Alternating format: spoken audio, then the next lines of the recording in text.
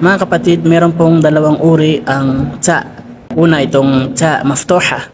Nabibigkas siya kahit na huminto ka sa kanya o di kaya ay magpatuloy ka. Halimbawa, al-muhsanat. So, huminto ka sa kanya at naging sukun siya, nabigkas mo pa rin siya. Ganoon rin na kahit tumuloy ka, al-muhsanatil ghafilat, nabigkas mo pa rin siya.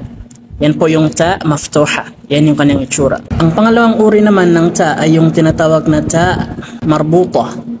Yan yung kanyang itsura kapag nakadugtong siya sa kanyang nasundan.